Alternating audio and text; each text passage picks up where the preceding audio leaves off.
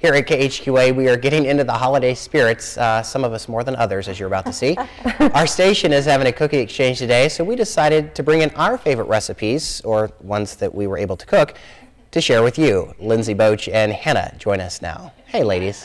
Well, some of us cooked ours better than others because mine burned. You look like you spilled your cookies all over your sweater. Well, cookie explosion. My cookies were reindeer cookies, and this, I don't know, I love Christmas, so I'm happy to be in the Christmas spirit. We're talking Christmas traditions today, too, but you have some no-bake cookies. I do. I love no-bake cookies. I've been baking them not baking them for years, and they're easy to do, and so that's why I chose them. Plus, they're full of everything good. They're peanut butter and chocolate and oatmeal. Ooh, yes. That sounds delicious. They're amazing. So how do you make these cookies? Well, you have to have just a few ingredients. You have sugar and milk, cocoa, and peanut butter, and oatmeal, and vanilla, and that's it. And there's no baking required, hence the name No Bake. And you just actually heat them up in a saucepan. There's the list right there. Oh, yeah, that's my handmade list. And there you can see you do all of these ingredients first, and then you boil it. But that's the part. You have to boil it for 1 minute. No longer, no less, because if you boil them too long, they get dried out. And if you don't boil them long enough, they don't sit up in pretty little balls like this. See, that makes me nervous. When I cook, which is not very often, I always am afraid to overcook or undercook. Right. So I probably would not be very good at this because I overcooked my little Your little reindeer ones. Yes. But baking, I think, is harder. This is really simple, and it only takes 1 pot and your wax paper, and so it's less mess, too. And holiday traditions with your family? We do. We have a holiday tradition. We go to Clarksville. There's the Santa Claus. I know we're Skyping with him today, but he does come to Clarksville once a year too, and he has a parade down the main street, and they do glass blowing there, and so we always go every year, and then we go to the Avenue of the Lights. We make a huge circle from Clarksville to Quincy. Awesome. And it doesn't seem like Christmas unless we do it. So. Well, great. That sounds good, and I'm sure you guys have traditions out there too. Post them on our Facebook page, and we'll read them later on in the show. We're also going to be Skyping with Santa, as Tegan said. Speaking of Tegan, let's head over to her for a shopping forecast. Christmas, 19 days away. It is, and this morning we are sharing some of our favorite holiday traditions with you. And Lindsay is over there sharing some wonderful cookies as well. Yes, I'm sharing them with Melissa, and she's going to share what kind of cookies are these? These are date nut swirl cookies, and of course, because our station's having a cookie exchange, I felt at liberty to make the Shriver original recipe. My grandmother, one of my most cherished memories with my Grandma Shriver.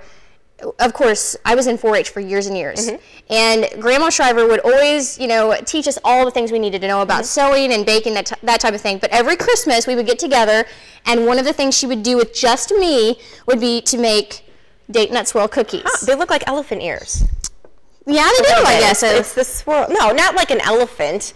The pastry where you wrap the jelly and you swirl it. Is that kind of how you do it? You do. You actually, if you check out the video there, the hardest elbow muscle that you have to use with this kind of thing is the chopping. You got to chop a lot of pecans to get this thing going. Okay. You also take some dates and you mix them up in a pot and you do all sorts of mixing and stuff over heat.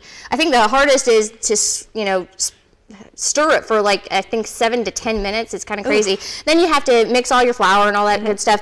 And essentially, when you get the dough and you just spread the date nut mixture on top of it, and then you roll it up and you have to refrigerate it overnight. Of course, I cheated because I did it yesterday. I won't tell anyone. I think I just gave myself away.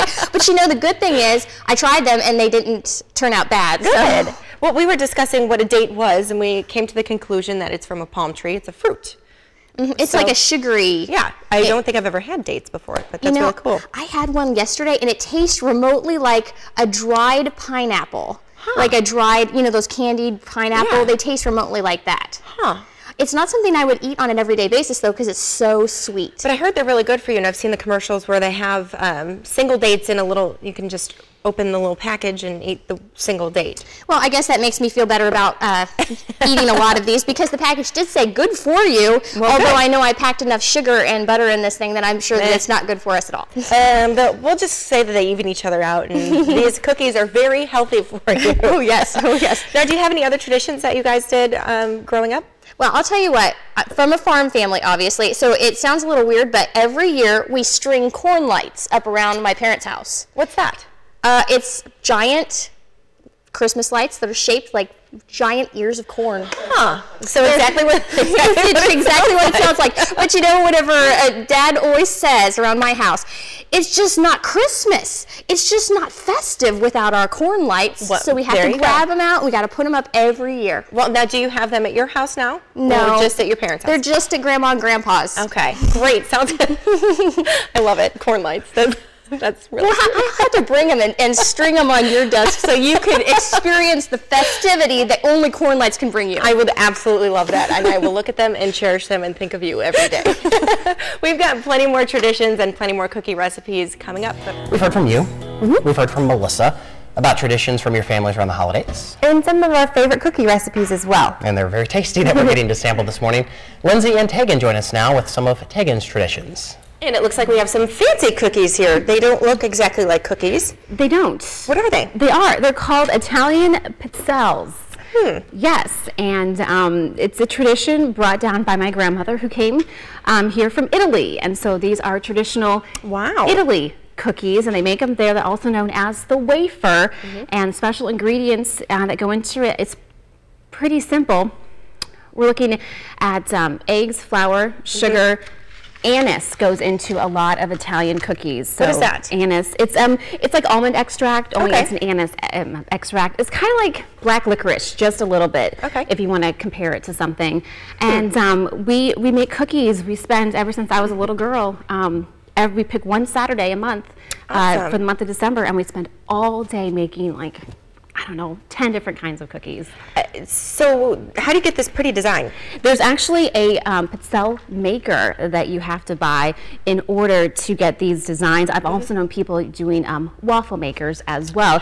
But in Italy, people will put their family crescents onto the pizzelles as a family tradition as well. Very interesting. And you got some help by some of your family I members. did. today. Do we have a video to show you this morning? Okay, there's I you did. making. Okay, there's the anise. That's like the special ingredient that does go into it. And you put 2 teaspoons of that, and you stir it up really well. You I can smell it. You can, Yeah, yes. I can smell it. And so you just put that in there and mix it up.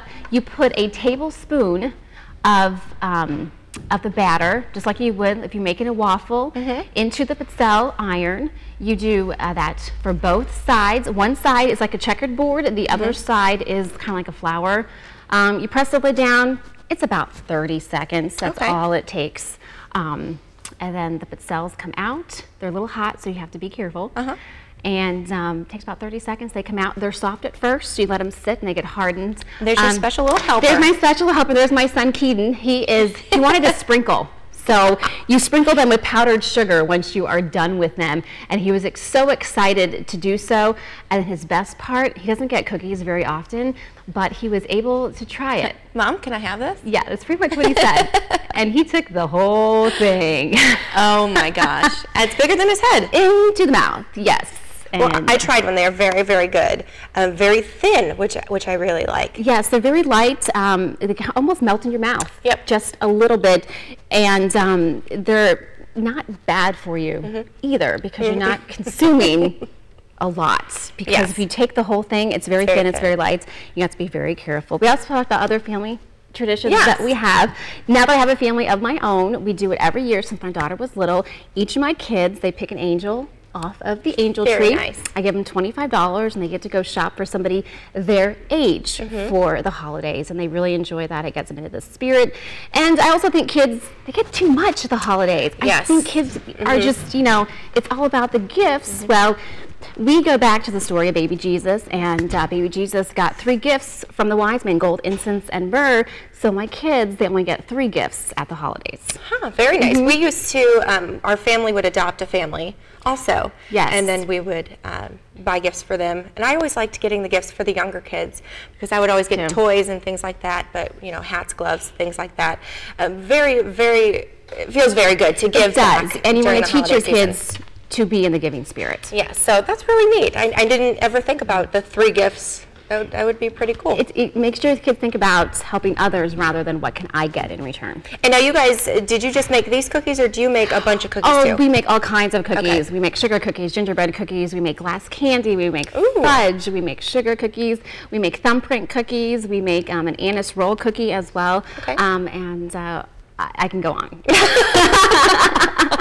All right, well, thanks for full. sharing these and your traditions with us. Very good, very thin. I'm just different so for the amazed. holidays. I broke mine. I picked it up and it snapped in half, but Still it eats the still tasted very good. All right, thank you. We have so many more traditions to share. Chad has his to share.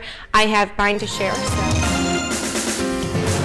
Buzz via Skype. We're going to chat with him live in just a bit. Look, he has to look pretty too. You know who else is concerned about looking pretty? Certainly not me today. This, you know, a lot of times I get out in public like, oh, does your wife get jealous because you work with so many females? This is what happens when you work with 4 women. Again, I sound sexist. I working with 4 women, you What can't is say this? things like that. What It's is a this? sweater. What do you think it is? It's got hideous. snowmen, Frosty, a tree. Come on. All right, let's just do this. get in the house. Get in the house. Somebody's got to be the Scrooge. It's you. Yeah. You're the Scrooge. Look at YouTube. Speaking of your wife, though, I hear that. Were we? Did you just call my wife a Scrooge? No, Erica, that's not what I meant. You said people asked if she got jealous, so Oh, we're yes, still back okay, there. sure. But Erica Man, I'm hot. helped make these cookies. Erica did make the cookies. Okay. Okay, first of all, I was my going to wife give you a little credit. makes the best sugar cookie in the world. In fact, when we were discussing what cookies we were going to make, Melissa Shriver said, I make the best sugar cookies in the world. And I said, stop. I'm sure they're great, but my wife, I mean, she gets so many compliments on these. So when we decided to do a cookie exchange, I said, I got to bring in Erica's cookies. So here they are. I did minimal stuff. You know how this went in my house is we have a 1-year-old. So she was nice enough to make the cookies for me. And there's our little guy, Noah, and I entertained him. Although not quite yet, because there he is helping Mom make the cookies as she stretches out the dough. Trying to help. Yeah, so then he and I went shopping for a little bit, and I came home and the cookies were done. I did help ice and sprinkle them, though. And you'll see this later in the video if this continues. This was me first. Love the movie Wedding Crashers. Just enjoying some TV, and then... And Erica's in the background slaving in the kitchen making those cookies. Yeah. Very nice of her to help you out. Yeah, so I was on dad duty while she was on cookie duty. That's okay. Sometimes you need to do that. Yeah. Traditions in your household? You know, I don't know. I would like to start some new traditions, and we started on Facebook this morning and Twitter about Tell Us Yours. So I'm looking for some good ideas because of our 1-year-old. This isn't his first Christmas, but since we have the luxury of starting some holiday traditions, that would be great.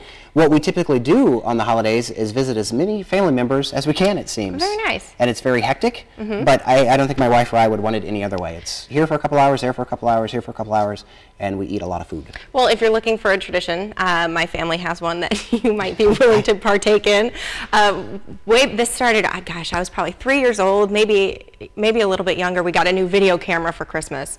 So my dad decided to play with all the functions, and one of the functions was fade to black. So I was the youngest. I sat on our little fireplace and I said, Merry Christmas, and it faded to black, and then it would fade back up and it would be me and then another one of my sisters, and we would both say, Merry Christmas, yes, and then it would fade to black and then fade back up and another sister would be there. And we went through the whole family. At that time there were 5 of us, so it took forever. We were all laughing, but it makes for very good home video to have. Yeah, I don't think I want that tradition. Thanks, though. Hey, no problem. Another tradition that we have, Thanksmas. It's very hard to get home for both Thanksgiving and Christmas to get all of our families together. So my mom invented Thanksmas, and we all get together one day and celebrate both holidays. Very nice. Yes, and I don't do the baking in my family. Obviously, I got the easy bake kind of cookies, reindeer. Ask you, so did you get the slice and dice? And you said they weren't even slice and dice. They They were were already sliced on a little easy cookies. piece of paper.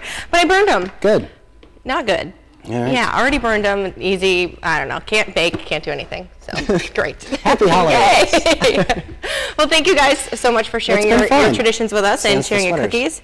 And the fire's hot. Yeah, it looks very nice on you. stellar. Very, very nice. Share your Thanksgiving? Thanks, Miss. No, Christmas or holiday traditions with us on our Facebook page. We would love to hear from you and hear about your Thanksgiving. Why do I Thanks, Miss. Just send to Handa. Handa. Take it, Hannah.